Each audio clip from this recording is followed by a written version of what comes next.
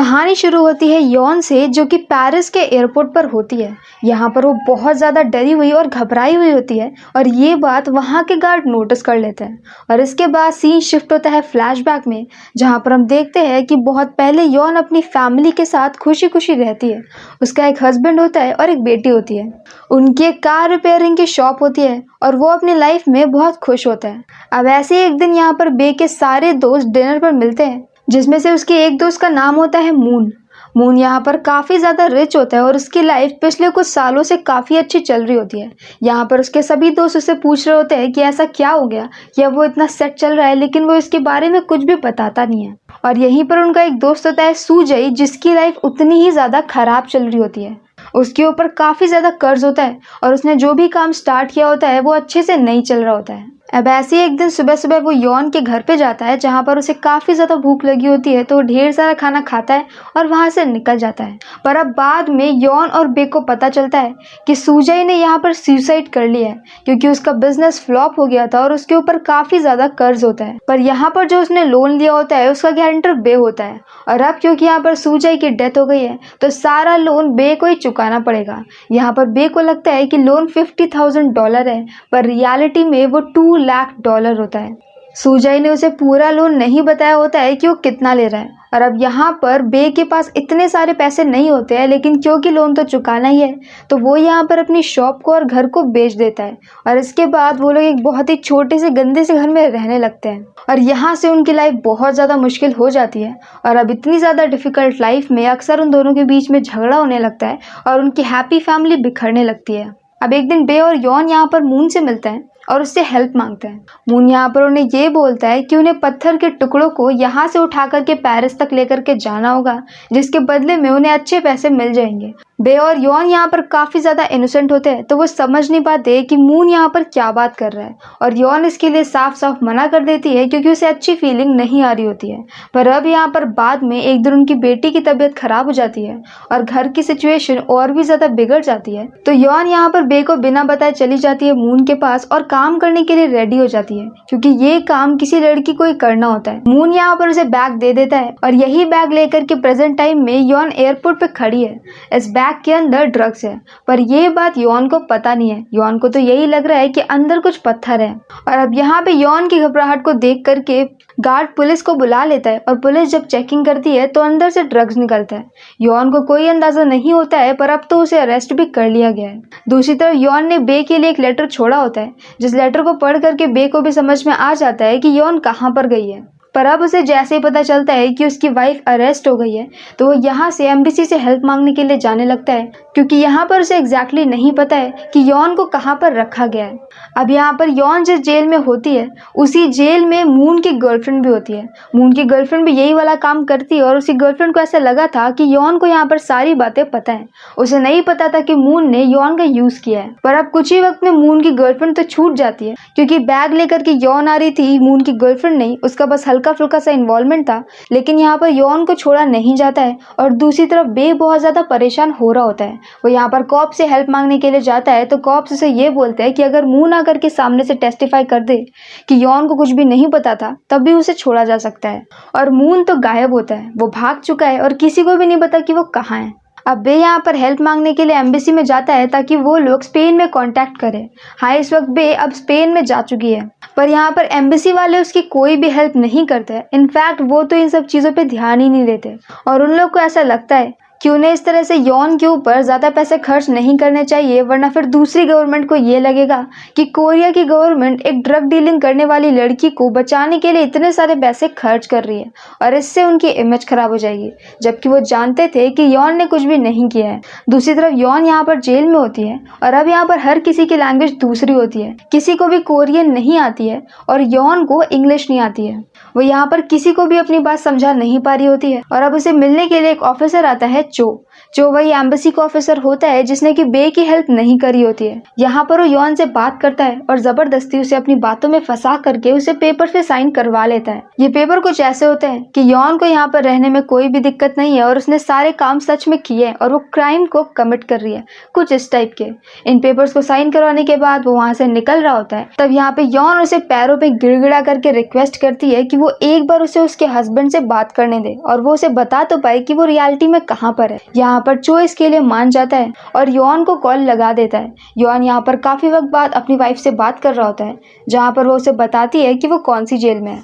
यहाँ पर यॉन को अपनी बेटी से भी बात करनी है, लेकिन जब तक यहाँ पर बे फोन लेकर के उसकी बेटी के पास में जाता है तब तक कॉल का टाइम खत्म हो जाता है और कॉल कट जाती है और यॉन अपनी बेटी से बात नहीं कर पाती है। अब बे को जब ये पता चलता है कि मून की गर्लफ्रेंड छूट गई है और वो वापस से कोरिया आ चुकी है, तो वो उससे मिलने के लिए जाता है।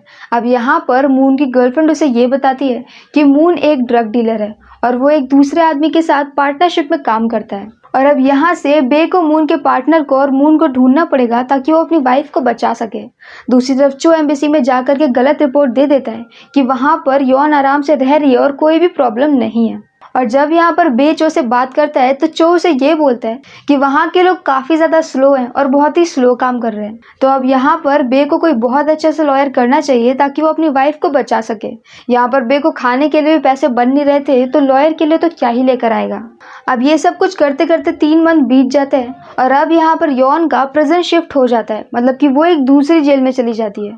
ये जेल यहाँ पर एक बहुत बड़े आइलैंड पर बनी होती है जो कि पूरा पानी से घिरा होता है और ये कोरिया से तो काफ़ी ज़्यादा दूर होता है और इस आइलैंड का नाम होता है मार्टिनिक।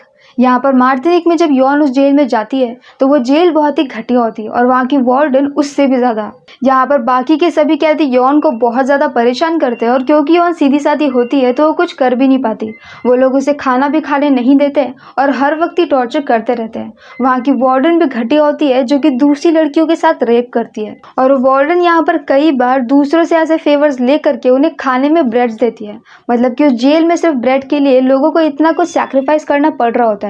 अब ऐसी एक लड़की को देख करके सभी लोग मजाक उड़ाते हैं क्योंकि उसने ब्रेड के लिए कुछ ऐसा कर दिया। तो अब यहाँ पर यॉन उसका सपोर्ट करती है और उसी के साथ उसकी फ्रेंडशिप हो जाती है।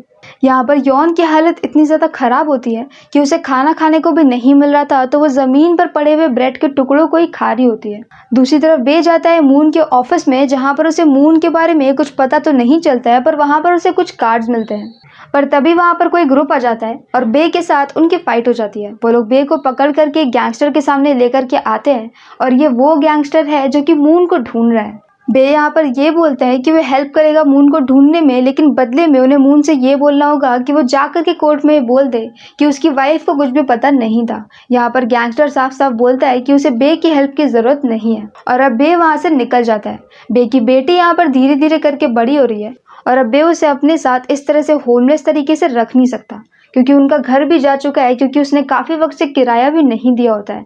तो वो यहाँ पर अपनी बेटी को लेकर के जाता है, अपनी बहन के पास में छोड़ देता है और वापस आकर के उसी कार्ड को लेकर के सभी नंबर पे कॉल करने लगता है। यहाँ पर बाकी सारे नंबर तो बंद होते हैं पर एक नंबर चल रहा होता है। ये एक वॉच की शॉप का नंबर होता है, तो वो उसी शॉप पर ही पहुंच जाता है।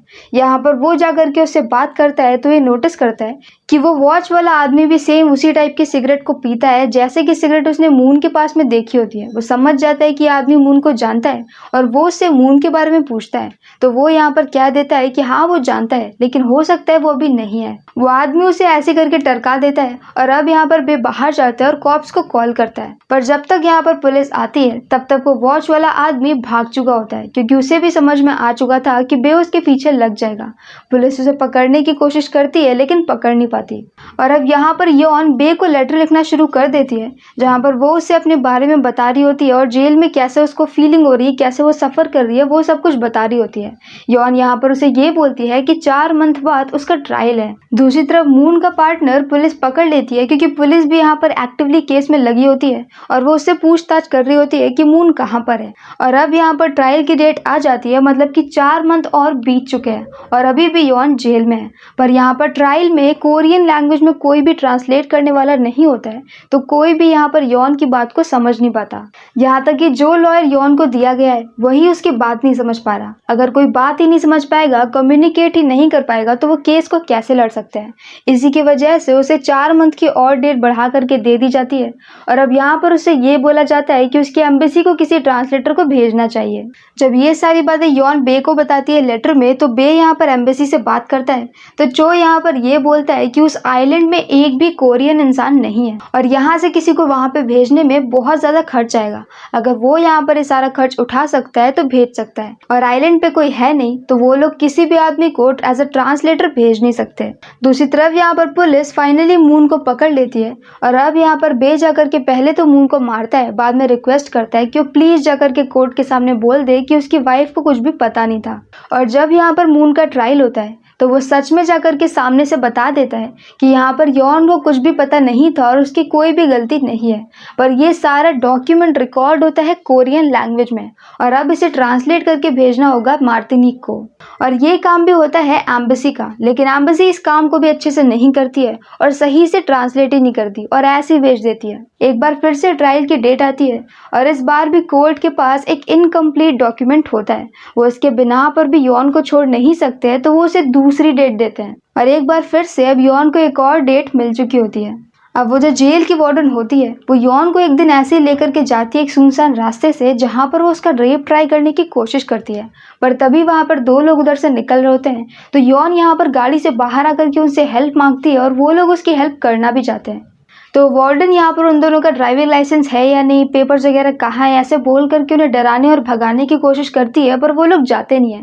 पर तभी वहाँ पर यॉन को मौका मिलता है और वो जंगल में भाग जाती है, पर थोड़ी देर में उसे पकड़ लिया जाता है और अब यहाँ पर पुलिस उसे पकड़ के लेकर के जा रही होती है, जो कि जेल की पुलिस से अलग होती है। यहाँ पर वो पुलिस को बताने की कोशिश कर रही होती है कि यहाँ पर वार्डन उसके साथ बदतमीजी कर रही है और गलत करने की कोशिश कर रही है, पर वो लोग सही से समझ नहीं पाते। यहाँ पर जेल में रहते रहते यॉन ने टूटी फूटी इंग्लिश सीख लिए और वो उसी की हेल्प से बोल रही होती है। वो यहाँ पर वार्डन से पूछते भी है, पर वार्डन यहाँ पर साफ साफ ये बोलती है कि मेरे ऊपर गलत इल्जाम लगाया जा रहा है और मैं बिल्कुल इनोसेंट हूँ।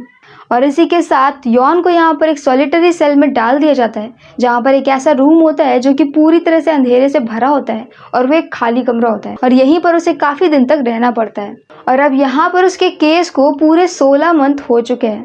कोई क्राइम ना करने के बाद वो 1 साल से ज्यादा तक उसी जेल में सब कुछ सह रही होती है। पर अब यहाँ पर क्योंकि पेपर्स की गलती की वजह से उसके ट्रायल सक्सेसफुल नहीं हो पा रहे होते हैं, तो यहाँ पर गवर्नमेंट उसे जेल से निकाल करके पैरोल हाउस में रख देती है। पैरोल हाउस में उसे एक ऐसा रूम दिया जाता है जो कि काफी ज्यादा बेकार होता है, पर फिर भी वो यहाँ पर वॉक कर सकती है, टहल सकती है और यहाँ पर उसे वार्डन का खतरा भी नहीं होता है। पर अभी भी उसे पैसे भेजने का काम बे का होता है और बे यहाँ पर कोरिया में लगातार मेहनत कर रहा होता है ताकि वो यॉन को पैसे भेज सके। यॉन यहाँ पर लगातार बे को और एम्बेसी को दोनों को ही लेटर्स लिख रही होती है और हेल्प के लिए बोल रही होती है। एम्बेसी अब तो यहाँ पर उसके लेटर को खोलती भी नहीं है और ऐसे ही डस्टबिन में डाल देती है। अब यहाँ पर बे एक दिन ऐसे ही बोर्ड लेकर के रोड पे खड़ा हो जाता है और अपनी वाइफ की प्रॉब्लम को हर किसी को बता रहा होता है। यहाँ पर जो बे का फ्रेंड होता है, जिसका कि एक कैफे होता है, वो यहाँ पर फंड रेस करता है और धीरे धीरे करके लोग उससे जुड़ने लगते हैं, जिसकी वजह से यहाँ पर एम्बेसी पे हल्का फुल्का प्रेशर आता है। तो यहाँ पर चो कहता है अपने सीनियर से कि चलिए एक बार मार्टिनिक तक ट्रिप करके आ जाते हैं, मतलब कि उन्हें अभी भी कुछ फर्क नहीं पड़ता, वो मार्टिनिक जा रहे हैं सिर्फ घूमने के लिए। और वो लोग करते भी ऐसा ही है, वो जाते हैं, जाकर के यॉन से बात करते हैं और बिना उसकी हेल्प किए बस उसे ऐसे ही समझा बुझा करके बोल देते हैं और थोड़े से पैसे दे देते हैं और वहां से निकल जाते हैं। साथ में ये कहते हैं कि उसे मेडिटेशन ट्राई करना चाहिए। मतलब एम्बेसी का काम सिर्फ इतना सा होता है कि बस उन्हें एक पेपर को ट्रांसलेट करके भेजना है और वो इतना कुछ नहीं कर सकते। वो मार्टिनिक तक ट्रिप मार के आ जाएंगे लेकिन एक पेपर को ट्रांसलेट नहीं करेंगे। अब क्योंकि यहाँ पर कोई भी ट्रांसलेटेड डॉक्यूमेंट नहीं होता है तो ट्रायल की डेट एक बार फिर से आगे बढ़ जाती है और अब तक बेब परेशान हो चुका है। वो समझ चुका है कि एम्बेसी उसकी ऐसे तो हेल्प नहीं करेगी। तो एक जगह जहाँ पर एम्बेसी का बॉस कोई इंटरव्यू वगैरह दे रहा होता है, वे वहां पर जाता है और अपनी पूरी बॉडी पे तेल डाल लेता है और यहाँ पर वो ये बोलता है कि अगर उसकी वाइफ वापस नहीं आ सकती तो उसको भी जीना नहीं चाहिए। वो यहाँ पर सामने से सुसाइड करने की धमकी दे रहा होता है और अब जाकर के फाइनली हमारी सोती हुई मीडिया जग जाती है और उसकी न्यूज़ को कवर करती है। उसकी न्यूज़ को काफ़ी ज़्यादा हाईलाइट मिलता है और ये सारी न्यूज़ एक डायरेक्टर देखता है। ये डायरेक्टर डॉक्यूमेंट्रीज बनाता है, तो वो जा करके बे से बात करता है क्योंकि अब वो उसकी वाइफ की डॉक्यूमेंट्री बनाना चाहता है। वो यहाँ पर बे को ये बोलता है कि वो उसे लेकर के मार्टिनिक जाएगा जहाँ पर वो अपनी वाइफ से मिल सकता है।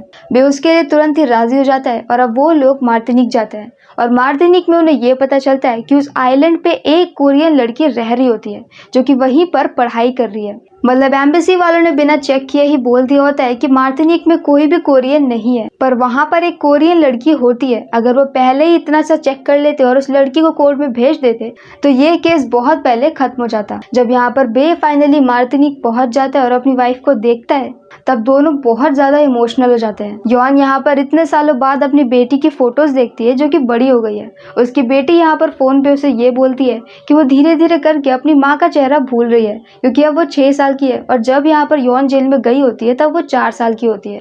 और अब वो जो डायरेक्टर होता है वो एक एक करके उस कोरियन लड़की के पास में जाता है। वो यॉन से उसकी स्टोरी पूछता है, वो जा करके जेल की वार्डन से बात करता है, वो यॉन की लॉयर से बात करता है और हर कोई यहाँ पर एक दूसरे पे इल्जाम ट्रांसफर कर रहा होता है। वार्डन ये बोलती है कि गलती उनकी एम्बेसी की है कि किसी कोरियन इंसान को भेजा नहीं।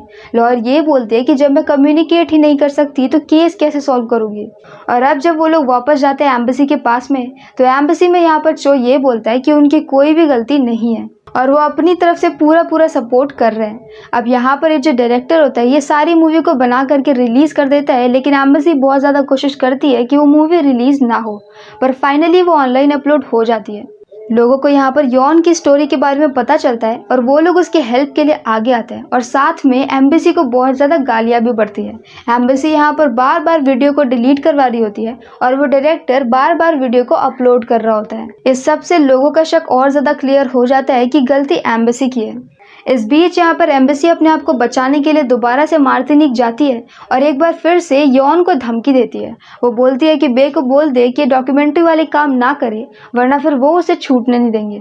मतलब कि वो 2-2 बार मार्टिनिक की ट्रिप मार सकते हैं पर एक पेपर को ट्रांसलेट नहीं कर सकते हैं। पर अब इसके बाद सबको सच पता चल गया है और सबको ये भी पता है कि मार्टिनिक में एक कोरियन लड़की भी है। वो कोरियन लड़की यहाँ पर यॉन की बहुत ज़्यादा हेल्प करती है और अब यहाँ पर फाइनली यॉन को एक नया लॉयर दिया जाता है और इस बार वो कोरियन लड़की उसकी ट्रांसलेटर होती है। और अब तक 2 साल बीत चुके हैं और 2006 आ चुका होता है। 2006 में यहाँ पर फाइनली यॉन का आखिरी ट्रायल होता है जहाँ पर उस कोरियन ट्रांसलेटर की वजह से लोगों को सारी बातें समझ में आ जाती है और यॉन को छोड़ दिया जाता है। यहाँ पर कोर्ट यॉन को ये भी बोलती है कि उसकी सज़ा सिर्फ 1 साल की होनी चाहिए थी पर वो 1 साल एक्स्ट्रा रही है तो वो कंपनसेशन के लिए बोल सकती है। यॉन भी यहाँ पर कंपनसेशन के लिए क्लेम कर देती है और फाइनली वो कोरिया वापस आती है।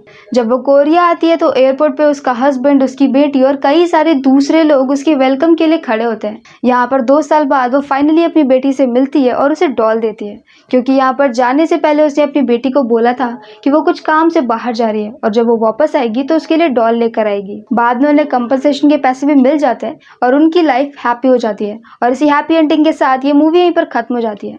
इस मूवी का नाम था वे बैक होम जो कि 2013 में रिलीज हुई थी। तो अगर आपको हमारा एक्सप्लेन पसंद आया हो तो प्लीज हमारी वीडियो को लाइक करें, शेयर करें और हमारे चैनल को सब्सक्राइब करें। तो मिलते हैं नेक्स्ट वीडियो के साथ। Bye bye.